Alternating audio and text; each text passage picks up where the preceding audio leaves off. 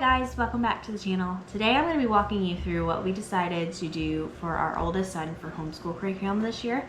So last year we started him in preschool, and this year he's going to be moving on to pre-K. I don't want to move him quite yet into kindergarten. Not quite ready for that yet. So last year for our curriculum we ended up using the Good and the Beautiful preschool the course book and the practice sheet book and the letter cards and games that came with it. So we really liked that. He did really well in it, and I loved how they had so much interaction in it, and it really kept our son pretty involved in it compared to what I would say some do. So since I was really impressed with Good and the Beautiful, we're still going to go with Good and the Beautiful this year. And for our picks for this year from Good and the Beautiful for the pre-K, we're doing the kindergarten prep course book. This course book, I went through it and it is really awesome. It's a lot of review from last year, but we're doing a lot of new stuff. And I think he's really excited about it. Our oldest, William, is really excited. As I'm getting ready for this school year, I'm getting everything ready and prepped. He has been asking, like, when can I do school? When can I do school? Not quite there yet. We're not ready to do school yet. Mom, I just finished getting everything done and ready and organized on my school cart, which I'll show you here in a little bit of what I did with that. And I just need a week off before we start school to prep myself for doing school. But yes, we are going to be starting with the kindergarten prep book this year, and I'm pretty excited about it. So what I did this year instead of last year, because last year I just had him do the book, and so now I can't reuse this book because it has all of his writing and stuff in it. I decided that I was going to print it off. I printed off the course book and I have it in a folder so that, yeah, some of it is black and white, but some of it is in color. That way I can continue using this book for our other children and copy it off, and then that'll save us maybe a little bit of money on school books and stuff like that. So yeah, so that's what I did with this one. I also took the practice sheets from the preschool course and I did the exact same thing. I printed them off because we're going to start with the practice. Wow, I can't talk. We're going to start off with the practice sheets for the first semester of the school year because I feel like he needs a lot more review before going on, and so we're going to be doing a lot of these before we start off with the kindergarten prep. So I've got these all ready to go. Also from the Good and the Beautiful, we are doing the Doodles books part 1 and 2. I think he's gonna really like these. He loved doing a lot of the doodles in the preschool prep book, or the preschool book, and it's a lot of just tracing the lines, and yeah, I think he's really gonna like these. I think he'll love at the end of part 2 of this book.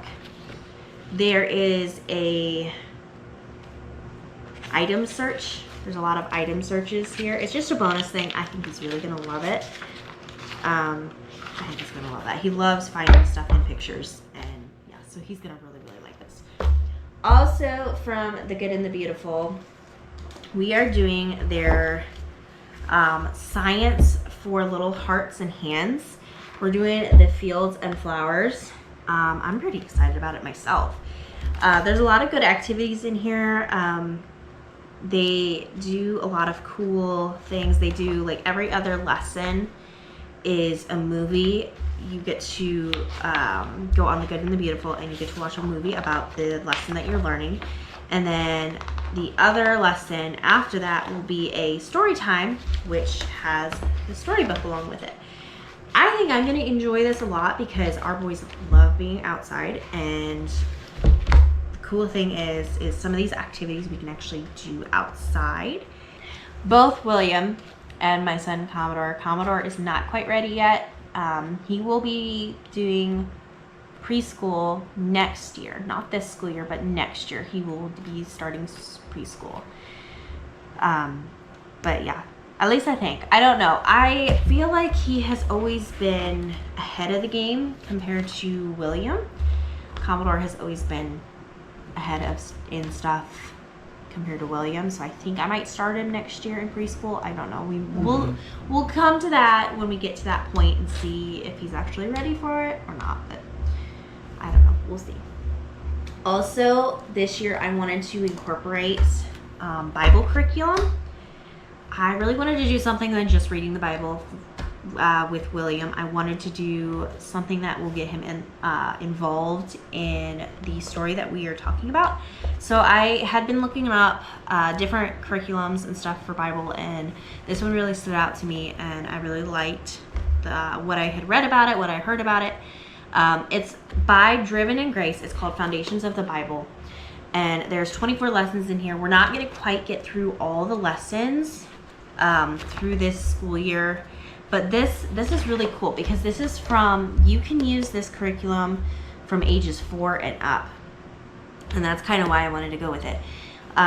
So the teacher's guide has all of the stories in it that you get to read with your child, and it tells you what to look up in the Bible, which I do have a Bible that I specifically bought for school so that it stays on our school cart.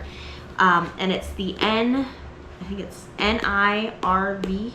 Yes, NIRV version of the Bible. Broken down to a grade 3 level of reading so that you can understand it. Josh actually read a few things in here and he's like, man, yeah, that is so easy to read, so easy to understand. So I wanted something that they could understand a little bit better at their age. And then as they get older, we'll change them to a different Bible, but that one I think is going to work for us this year.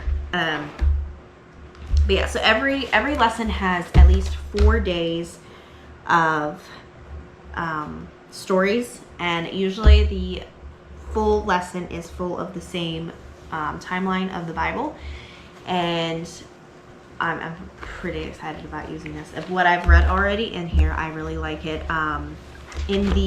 So this is the teacher's guide. This has all the stories and everything in it that you need to go along with the activity book, which has, and this is from ages 4 and up. So there's a lot of things in here for not just younger kids, but older kids. So like the first lesson is all about Genesis and the first days of the earth being around. So yeah, the first day is earth, space, time, and light. Second day is atmosphere, and day 3 we're going to do dry land and plants. And so it has activities to go along with those. So like for day 1, the kids can color the earth and the trees, and the time, I guess. I'll get more into this when we get in it, but I'm not exactly sure what the time means. I'm guessing because God separates the day and night, so I'm wondering if that's for that. And then they have a verse.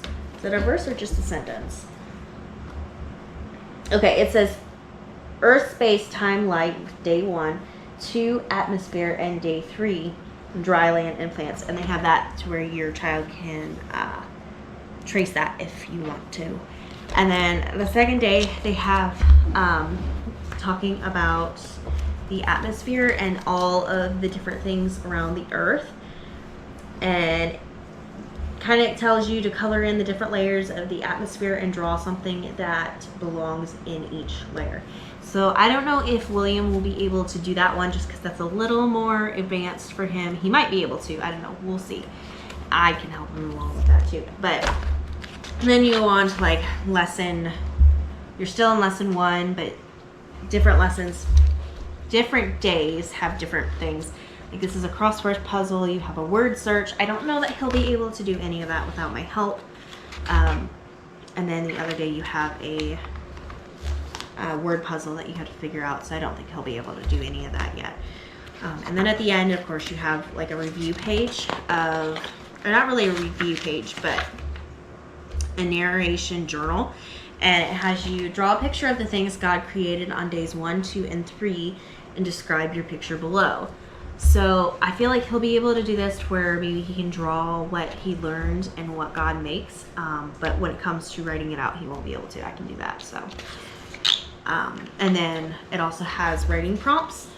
So write your response to this topic. Of course, he's not going to be able to do that, but we'll talk about that and at the end of each lesson.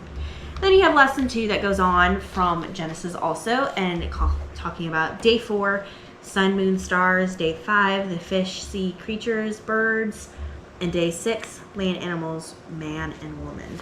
So this is really in depth of like these actual stories, and it goes, this is only volume 1. They have a total of 3, I think it's 3 volumes of the foundations of the Bible. We're gonna go through this one the next couple of years, I think. I don't know. We'll see how we go through it and see if we actually like it or not. Just with what I've read already, I really like it, but we'll see as we get through the school year if it's something that we want to continue doing in the future, or if we want to look into a different Bible curriculum for our kids. We will see. And I'm hoping at the end of the year, if I can remember, to do a video of kind of our what we liked about this school year of this curriculum, like this one, or the good and the beautiful. Just do a little review on what we like about what we did, what maybe stuff that we didn't like doing this year. But so that's what we're doing for our Bible curriculum. And then just for handwriting, you know, we're going to do our doodles. And for him, I'm going to have him trace his name. I have it out here. I got these, my mom found these dry erase pouches. I don't remember where she found them, but I really, really liked them. And so I put his name, his first name in this one. And then on the other side, he has his last name that we'll be working on. And then I want to try to get him by the end of the school year, be able to write out his full name. This isn't actually his full name. His middle name's not in here yet, but we'll work on that next year.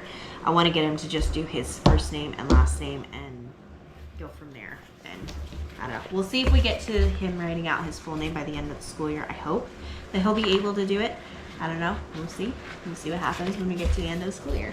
But pretty much that is everything that we are doing for curriculum this year. On my cart, I have these dividers that I found on Amazon that are collapsible, so that at the end of the school year, I can collapse everything and put everything into a tote or a box for specifically for school year, so that we're not having all of our school stuff out at once. And you know, if you know the situation that we're in, and if you follow our channel, you'll know that we are in the middle of the house remodel, and so the less things we can have in the house at the moment would be best. So, and that's why I decided to do a school cart this year, because of all the stuff that we are using and making sure that everything stays together, everything somewhat stays organized. I wanted something that I could wheel around and use anywhere in the house, depending on the situation that we are in with our house at the time, especially because the room that we will be using for our schoolroom slash toy room, which will be, I guess it's the other way around, toy room slash schoolroom, because we'll be using it during the school year as the schoolroom. That is currently our boys' bedroom. So until we can get our upstairs fully finished, the boys are staying in there, so we can't use that for our toy slash schoolroom right now. So, but on here, yes, I do have these dividers. They're magazine things, magazine cart. I don't know exactly what they are, but I will put links in the description below of like stuff that I'm using here, curriculum, supplies, stuff like that. For keeping everything scheduled, I am using just a calendar book to keep everything scheduled, and I'm doing daily. I wrote down everything so that we know what days we are doing what, and like what pages of his books that he needs to be on and stuff like that. Just to keep not just him organized, but also me organized. I preferably, if I can get everything done and organized before the school year even starts, I feel better about it, because I'm not rushing around like, oh, what lesson are we on? What are we doing? Then I can just go look at my schedule of like, okay, we already have this on here. This is what we're gonna do for the day. I'm not trying to figure out, okay, what are we actually going to do today? So I highly suggest getting some type of schedule put in place for your school year just to help you feel a little more organized and put together for the school year. So that's what I am doing. Not everybody likes doing it this way, but I am trying it this way this year. Last year I did just a folder with the month on it, and since we only did the preschool book and practice sheets, got interrupted by my children there for a minute, so I don't exactly remember what we were talking about before then. I think we were talking about our scheduling of how I did it last year. I don't remember. But last year I did just a folder with the month of what we were doing, what lesson we were supposed to be on certain days. Since we just did the preschool, the preschool curriculum the preschool course from The Good and the Beautiful, it all came with everything, and it was pretty organized, so I didn't have to schedule a lot. But this year, since we are doing a lot more than just The Good and the Beautiful one subject, I needed something to help keep organized so I knew what I'm doing on what day, stuff like that. But yeah, I love these organizers. They're really good. I ended up getting these sticker books from Aldi. Aldi had these. These are really, really cool. It's full of different stickers. Oh my goodness. A lot of different stickers to choose from. So when we get done with a lesson in each subject, he can pick a sticker to put on that lesson and know that we finished that lesson and are moving on to the next. So I really like those. I ended up getting 2 of them because I was like, I really like these sticker book ideas. We did it last year and he really enjoyed that because it made him feel like he really completed something. So I wanted to get more than just one sticker book because I know that we will probably be doing the same thing next year when completing stuff. For kind of like we're doing science, and it's not required for, oh my goodness, my phone's going off. It's not required for pre-K to really have a history, but we get, if I can get one out here. This one's kind of tattered because we've used it. We get the Tuttle Twins magazines, a monthly magazine subscription. And so we are going to read through these as kind of our science. I want to get their book collection for next year for his science. I don't know. I kind of want to look into The Good and the Beautiful's, not science. Why did I say science? History. The Good and the Beautiful's history. I don't know much about it, but we really do like the Tuttle Twins. We really like the history behind it and the true history that they're telling us, and so that's what we're going to be doing. I don't really have anything else that we're doing for curriculum. Have a turntable organizer for all of my pens and my pencils, dry erase markers, scissors, extra stuff that we need to get us through the school year, and then maybe just couple little extra things. I still have my flashcards that I used last year for numbers. William kind of struggled with his numbers last year, and I found that doing flashcards with him really got him to get better with his numbers. That is the one thing that I will say that I was disappointed in with The Good and the Beautiful with their preschool course. They only had flashcards for the alphabet and didn't have flashcards for numbers. So that's something that I really think they should do for kids that do struggle with maybe their numbers. So I ended up buying these. I don't remember where I bought them from. I'll have to look back and figure out if I bought them off of Amazon or if I bought them off of Walmart. I don't remember where I got them from. But we're about, I don't know, we're about a couple months in to the preschool course, and he was struggling with his numbers, and so I ended up getting these to help him out, and he did really well after that. So definitely something to remember if you're going to use the preschool course. They do not come with flashcard numbers. So if you want flashcard numbers, you'll have to get your own.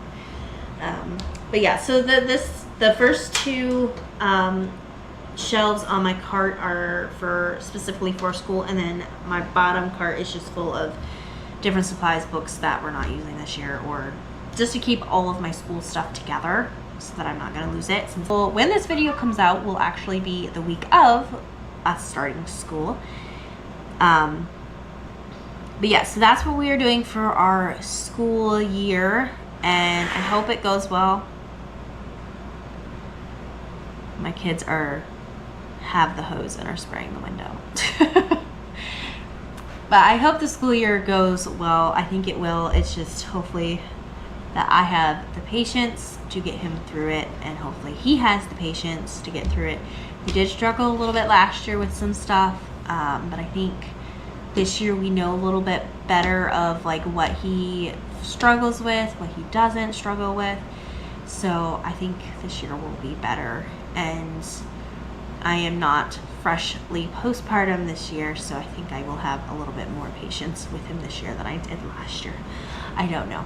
We will see. We will see when we get into the school year and actually how it goes. But I hope that this video has been encouraging to you to start your homeschool journey. You're not alone in this, and it is tough to homeschool children. Especially boys. I have found that because it can be very hard to get them to stay focused and interactive with school. But I want to thank you guys for watching this video, and I will see you guys in the next one.